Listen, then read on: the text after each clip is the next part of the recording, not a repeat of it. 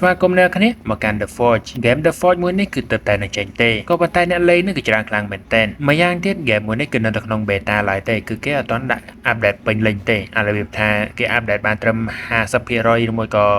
40% អីចឹងហើយនៅវីដេអូមុនគឺខ្ញុំបានចូលលេងហើយខ្ញុំថតផុសវីដេអូហ្នឹង10នាទីដែរវីដេអូហ្នឹងគឺខ្ញុំរៀនលេងទេចឹងហើយនៅក្នុងវីដេអូនេះគឺខ្ញុំចេះលេងហ្គេមមួយហ្នឹងហើយនៅក្នុងវីដេអូមួយហ្នឹងផងដែរខ្ញុំនឹងលេងពី level 1ដល់ level 99ឲ្យអ្នកនរគ្នាមើលហើយអ្នកគ្នាបើចង់លេងគឺអ្នកគ្នាអាចមើលតាមវីដេអូមួយនេះបានអ្នកគ្នានឹងចេះលេងហើយតោះយើងកុំសាមច្រើនយើងមកធ្វើ quest ទី1តែមុននឹងចូលធ្វើ quest ហ្នឹងគឺខ្ញុំមកដាក់ code មួយសិនខូដអស់ហ្នឹងគឺវាមិនមានជារៀងរហូតទេដូចជាមានតែមួយថ្ងៃទេគឺវាផុតកំណត់ហើយអញ្ចឹងខ្ញុំគ្រាន់តែដាក់ខូដដែលគេ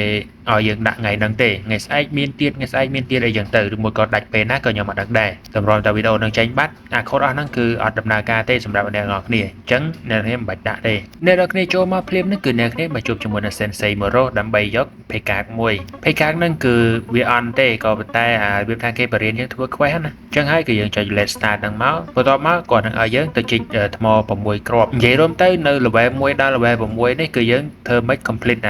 tutorial ហ្នឹងឲ្យហើយទៅបានយើងចាប់ដើមលេងរបស់យើងយកតែម្ដងនេះគឺគេគ្រាន់តែបរៀនយើងនោះទេហើយនេះបន្ទាប់មកគឺគេឲ្យយើង power race ហើយខូដដែលខ្ញុំដាក់មិញហ្នឹងគឺខ្ញុំបាន power race 18ដងតែដូចជាគេឲ្យយើង free តែ5ដងអីទេខ្ញុំភ្លេចបាត់ហើយសម្រាប់ race ដែលល្អជាងគេនោះគឺមានតែ Angel ហើយនិង Demon ទេអ្នកណាដែល power បាន race អស់ហ្នឹងគឺសិតតែ aim ខ្លាំងហ្មងខ្ញុំ power អត់ដែរបានទេខ្ញុំប្រហែល account ដែរ power ដែរបានទេក៏ប៉ុន្តែអ្វីដែលយើងសំណាងនោះគឺយើងបាន Minotaur មួយយ៉ាងហើយណាក៏វានេះដែរអ្នកកម្រដែរនេះ 1.75% ឯបានបន្ទាប់ពី power race រួចហើយគឺគេប្រាប់ឲ្យយើងទៅជីកថ្ម6គ្រាប់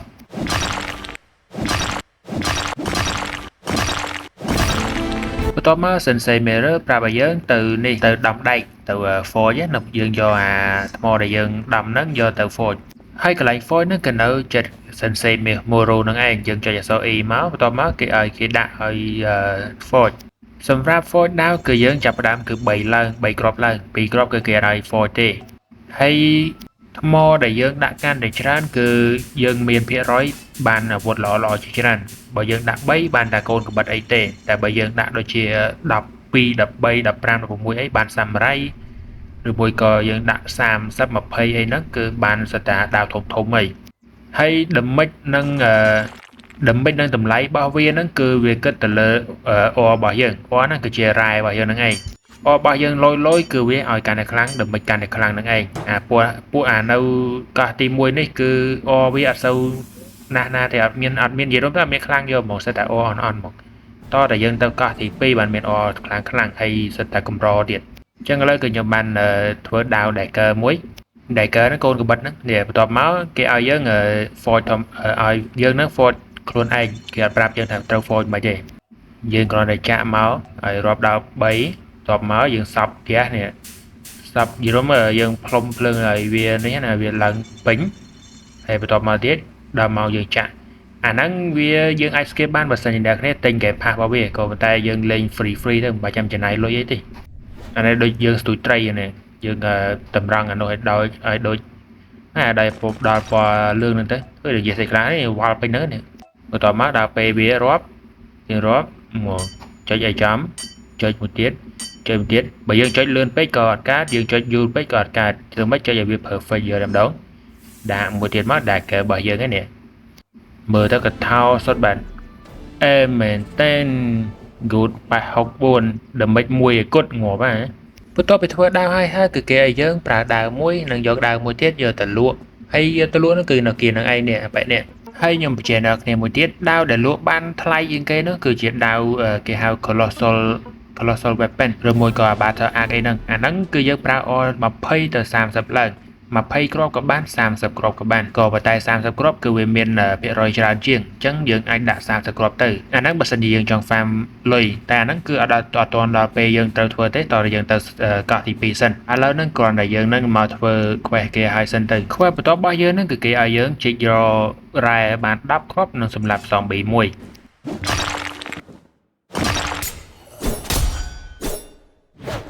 សម្រាប់ combat របស់យើងវិញបើសិនជាអ្នកគ្នាលេងលើកុំព្យូទ័រអ្នកគ្នាចុចអក្សរ F និងរងអ្នកគ្នានឹងបានរងមួយនិយាយរួមទៅរងគេវាយបានយើងចុចអក្សរ F ឬមួយបើអ្នកលេងលើទូរស័ព្ទអាចជាមានបេតុងទេខ្ញុំអត់ដឹងដែរខ្ញុំបានលេងលើទូរស័ព្ទ តោះខ្វះយើងរួចរាល់ហើយយើងទៅយកធ្វើខ្វះតមកដល់លើកនេះគឺគេឲ្យយើងធ្វើអាវម្ដងយើងដាំដាវយើងដាំធ្វើជាអាវនេះកន្លែង armor វាមាន weapon វាមាន armor យើងដាក់តាមកំណត់ហ្នឹងទៅ3ក៏បាន4ក៏បាន5ក៏បានតាមតែចិត្តចង់យើងទេក៏ប៉ុន្តែដាក់កាន់តែច្រើនអាវដែលល្អហ្នឹងក៏វាកាន់តែច្រើនក៏វាមានភាពរយច្រើនដែររីឯការធ្វើវិញគឺវាអត់ខុសគ្នានឹងធ្វើដាវនោះទេយើងសប់ខ្យល់យើងចាក់វាយើងដំវា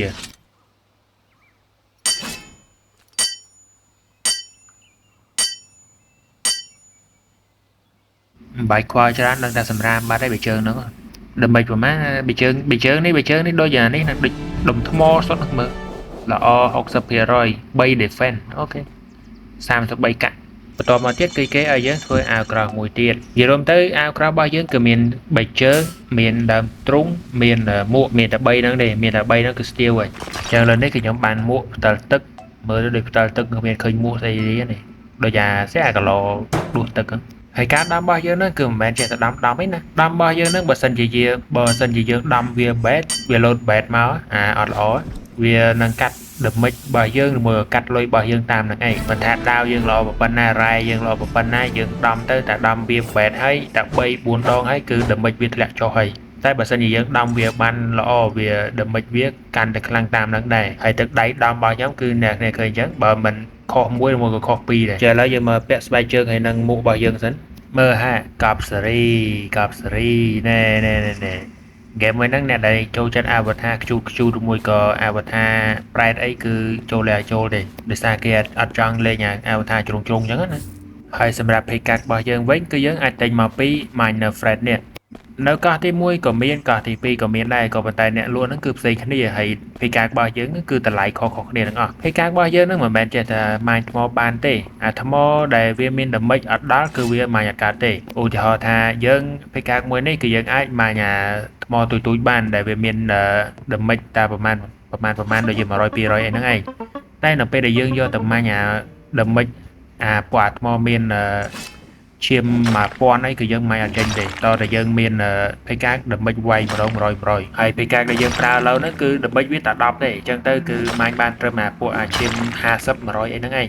ហើយតិចទៀតខ្ញុំនឹងប្រាប់អ្នកនរគ្នាថាធ្វើខ្វះមិនដើម្បីយកភេកាដែលល្អជាងគេនៅក្នុងហ្គេមមួយហ្នឹងវាមិនល្អខ្លាំងទេក៏ប៉ុន្តែវាល្អសម្រាប់អាប់ដេតមួយហ្នឹងចលោគេអាប់ដេតផ្សេងទៀតទៅភេកាគេកាន់តែល្អទៀតចឹងទៅហើយពេលអ្នកគ្នាចូលមកម៉ាញកន្លែងនេះដល់ level ទី5នេះគឺអ្នកគេកុំភ្លេចយកខ្វះមួយទៀតផងខ្វះមួយខ្ញុំជួបវាមិញហ្នឹងគឺវាឲ្យលុយយើងហើយនឹង level យើងដែរដើម្បីយើងយក level 10កាន់តែលឿនយល់រួមទៅធ្វើម៉េចយក level 10ឲ្យកាន់តែលឿនទៅដោយសារយើងអត់នៅកោះទី1ហ្នឹងទេយើងនៅទៅយើងធ្វើម៉េចយកទៅកោះទី2ឲ្យបានដើម្បីទៅកោះទី2ហ្នឹងគឺយើងត្រូវការ level 10ហ្នឹងឯងក៏ដោយសារតែ game ហ្នឹងគឺវាចាប់ផ្ដើមនៅកោះទី2ហ្នឹងនេះយើងនៅកោះទី1ដូចតែ tutorial គេបរៀនយើងឲ្យលេងហ្នឹងមើលនេះយើងបានចេញទេហើយ quest របស់យើងហ្នឹងគឺគេឲ្យយើងទិញភេកាមួយបន្ទាប់មកសម្រាប់សំបៀបាន3ក្បាលបន្ទាប់មកនេះយើងដំដែកដំយកអាវុធឬមួយក៏អាវហ្នឹងឲ្យបាន3ដើមហើយនឹងទៅម៉ាញ stone ទៅម៉ាញដុំថ្មហ្នឹងឲ្យបានរ៉ែ35រ៉ែចំណែកប៉ែមិញទៀតវាឲ្យយើងធ្វើ quest យក stone ឲ្យបាន3ដើមយក stone ឲ្យបាន3គ្រាប់ silver បាន2គ្រាប់ជាមួយនឹង copper ឲ្យបាន5គ្រាប់តោះចាឥឡូវយើងទៅធ្វើ quest ហ្នឹងទៅនៅមានមួយទៀតនៅពេលនេះជិះបានរបស់ថ្មីយើងកុំភ្លេចចុចមើលកន្លែង index នេះផងនេះគឺវាឲ្យយើងហ្នឹងឯងពេលយើងចុចលើវាទៅវាឲ្យ level ឲ្យលុយយើងហ្នឹងឯងនេះអញ្ចឹងអានេះកន្លែង forge អានេះកន្លែងដែលយើងដំដែកដំអីបានខាវល្អហើយកន្លែងនេះកន្លែងយើងសម្រាប់សត្រូវកន្លែងដំបូងគេហ្នឹងគឺកន្លែងដែល rye ដែលយើងជីកបានតែប៉ុណ្ណឹងមកខ្ញុំឡើងបានលុយ 1000 ហើយ level 6បែរនេះ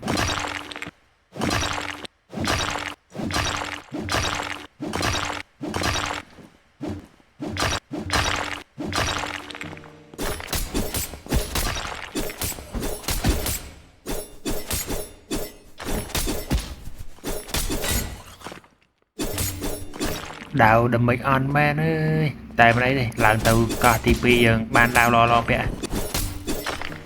ណែ silver ឃើញនេះយើងត្រូវការ silver 2គ្រាប់ឥឡូវដាវរមួយទៀតក៏មិននេះយកបាន silver ដែរ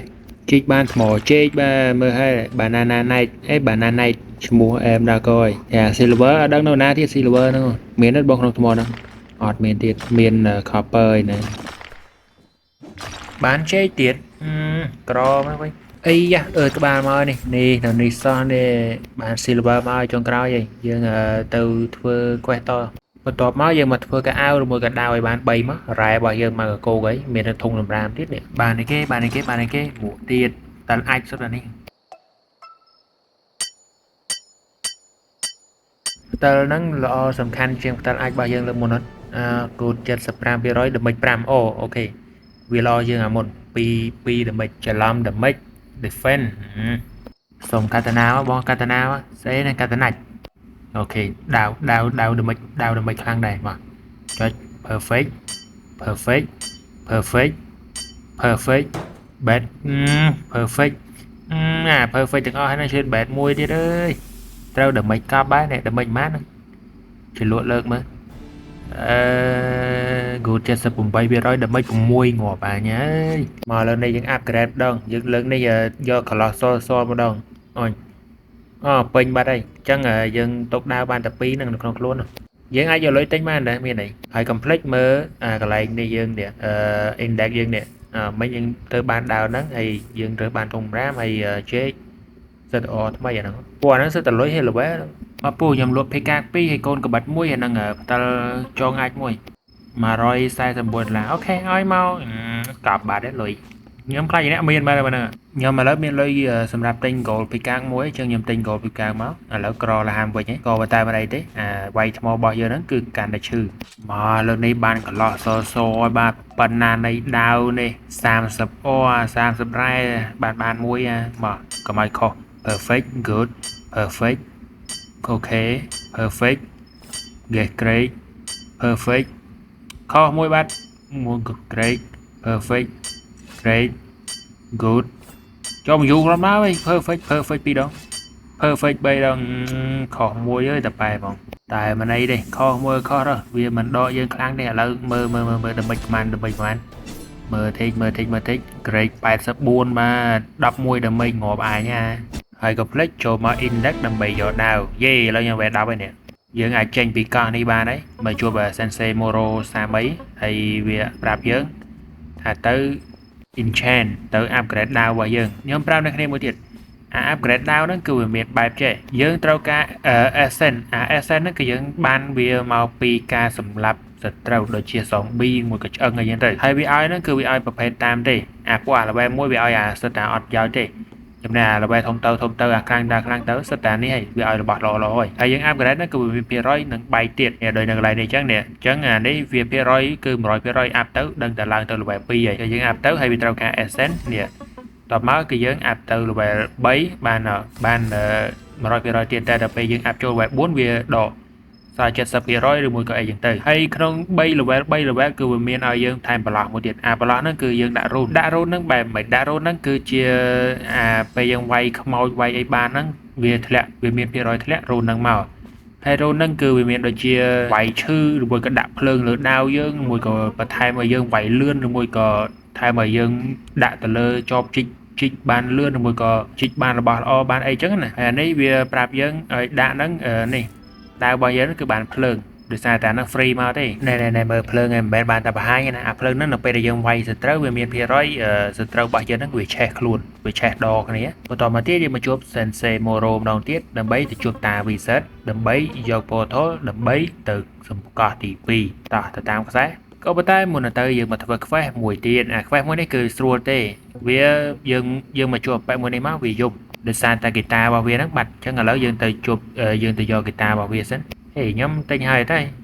ទិញហើយតាពួកក្បាលឆាប់ភ្លេចលឿនហ្នឹងវិញទិញតាំងពីកាលនេះហើយហ្គីតារបស់វាហ្នឹងគឺនៅក្នុងរូងនេះអ្នកគ្នាដើរមកគៀនខាងហ្នឹងមកដើរទៅត្រង់រហូតអញ្ចឹងមកនេះកាច់ចកូតមកកន្លែងនេះកន្លែងស្មៅច្រើនហ្នឹងនេះដើរចូលក្នុងហ្នឹងផ្លុកមកតបមកអ្នកគ្នាឃើញឆ្អឹងនៅកន្លែងហ្នឹងមួយហ្គីតារបស់វាគឺនៅកន្លែងហ្នឹងឯងអ្នកគ្នាមិនបាច់និយាយទៅបែកមើលអាឆ្អឹងនេះទេខ្ញុំសាកនិយាយហើយគឺអត់តែប្រយោជន៍ទេអានេះវាឲ្យយើងចេញទៅក្រៅដែរអត់ប្រយោជន៍អញ្ចឹងយើងយកតាហ្គីតាមកហើយបន្ទាប់មកយើងយកហ្គីតាឲ្យប៉ែកនឹងវិញមកនេះយកហ្គីតាយើងទទួលបានសោមួយហើយសោមួយនេះគឺវាមានផលប្រយោជន៍មែនទែនក៏ដោយសារតែនៅក្នុងរូងហ្នឹងគឺវាមានកន្លែងមួយដែលវាលក់តសេះជីកថ្មហ្នឹងដែលល្អជាងគេក្នុងហ្គេមហ្នឹងមិនមែនថាក្នុងហ្គេមហ្នឹងវាហ្មងក្នុងអាប់ដេតហ្នឹងអញ្ចឹងអាប់ដេតហ្នឹងខ្សែតសេះមួយហ្នឹងគឺវាល្អជាងគេ ហើយនឹងអាចទៅសេះមួយទៀតមួយ5សែនដែលនឹងអត់ទាន់នេះទេអត់ទាន់ចេញទេអ្នកដែលធ្វើคลิกយកហ្នឹងមកស្រួលគេបែនចោលទៀតអារងហ្នឹងនៅម្ខាងណានេះផ្លេចផ្លូវបែរនេះដូចជាទៅខាងកាប់អានេះមួយកាប់ម្ដៅពាក់កណ្ដាលឈាមកាប់ម្ដៅទៀតតិចអត់ឈឺយ៉ាងកាប់មួយទៀតកាប់មួយទៀតកាប់មួយទៀតទៀតចេះយឺតឲ្យដើម្បីក៏អត់មានទេអើយនេះកន្លែងនេះយើងមកបើកទ្វារវាមកតមកទ្វារនឹងបើកហើយបន្ទាប់មកវានេះទៅសេះមួយហ្នឹងឯងចឹងអាហ្នឹងវាដើម្បីវាគឺ110ដល់111ថ្មនៅកន្លែងហ្នឹងជីកមួយបានយកមកបាយចាំជីក2ដងឯងសំខាន់ហ្នឹង log book របស់វាហ្នឹងគឺ50 log book វាហ្នឹងគឺច្រើនជាងគេនៅក្នុងទៅសេះក្នុង game ហ្នឹង log book ហ្នឹងគឺផលប្រយោជន៍នៅពេលដែលយើងជីកថ្មទៅវាបាននៅអារ៉ែល្អច្រើនណាវាមានភាគរយយើងជីកទៅបានរ៉ែល្អតែសំខាន់វាមួយសែនដូចជាមួយសែន250មួយសែន25000អញ្ចឹងខ្ញុំមានលុយទិញទេតែបើសិនអ្នកគ្នាមានលុយទិញអ្នកគ្នាលេងយកទិញវាទៅខ្ញុំមិនទាន់ទិញទេតែឥឡូវយើងបើកទ្វារហ្នឹងហើយយើងទៅជួបតាវិសិទ្ធដើម្បីយក portal ទៅកោះទី2បន្ទាប់ពីអ្នកគ្នាជួបជាមួយតាវិសិទ្ធហ្នឹងហើយគឺយើងអាចទៅសមុទ្រទីទៅកោះទី2បានហើយនេះ portal យើងហើយអា portal ហ្នឹងមិនមែនប្រើបានម្ដងទេ portal យើងគឺយើងប្រើបានរហូតគ្រាន់តែយើងដាក់បានម្ដងលើកទី1ហើយយើងគ្មានត្រូវការទៅយើងគ្មានត្រូវការប្រើច្រើនដងមកតោះទៅអាទី2មកទៅកោះទី2មកចុះឥឡូវហ្នឹងគឺយើងផុសត្រឹមកោះទី1សិនក៏ដោយសារតែវីដេអូរបស់ខ្ញុំហ្នឹងគឺមិនមែនថាថតតិចទេវីដេអូមួយគឺ1ម៉ោងឡើងហើយប្រហែលដូចជា25វីដេអូ25ម៉ោងខ្ញុំលេងបើអ្នកមានការងារធ្វើអត់ដូចខ្ញុំទេខ្ញុំអត់មានការងារធ្វើទេហើយសួរថាខ្ញុំបានលុយមកបណ្ដាចាយបើអត់មានការធ្វើទេគឺដោយសារតែខ្ញុំធ្វើសេវាកម្មនៅក្នុង game Roblox អីហ្នឹងដែរអញ្ចឹងបើសិនអ្នកគ្នាត្រូវការខ្ញុំធ្វើសេវាកម្មឬមួយក៏ទិញ fruit ទិញ account ទិញអីហ្នឹងគឺអ្នកនរគ្នាអាចទិញពីខ្ញុំបានហើយ link នៅក្នុង group របស់ខ្ញុំហ្នឹងគឺនៅខ្ញុំដាក់នៅកន្លែង comment ហ្នឹងឯងហើយ group ហ្នឹងជា group របស់ខ្ញុំផ្ទាល់ហ្មងអត់មាន group sponsor របស់ណាគេទៀតទេនិយាយទៅ group ហ្នឹងគឺជា group របស់ខ្ញុំស្រាប់ខ្ញុំគឺជាម្ចាស់ group ហ្នឹងហើយយើងមានកន្លែងយើងឆាតគ្នាលេងឬមួយក៏ចង់ទៅវាយល្បាយតាន់វាយ raid វាយអីយើងជួយគ្នាយើងអាចហៅគ្នានិយាយទៅក្នុងនោះបានហើយបើសិនអ្នកគ្នាចង់គាំទ្រខ្ញុំចង់ផ្ដល់កម្លាំងចិត្តឲ្យខ្ញុំធ្វើវីដេអូតទៀតអ្នកគ្នាកុំភ្លេចចូលក្រុមអ្នកមួយមកហើយជួយខ្ញុំទៅសេវាកម្មអ្នកមួយមកខ្ញុំសូមតែប៉ុណ្្នឹងទេអញ្ចឹងឥឡូវយើងជួបគ្នានៅវីដេអូក្រោយខ្ញុំកាត់តទេកុំភ័យតែប៉ុន្មានថ្ងៃដូចជាមួយថ្ងៃតែ2ថ្ងៃខ្ញុំផុសទៀតហើយដោយសារអ្នកគ្នាលើថាអ្នកគ្នានិយាយថាវីដេអូខ្ញុំយូរពេកអញ្ចឹងតាជួបគ្នានៅវីដេអូក្រោយ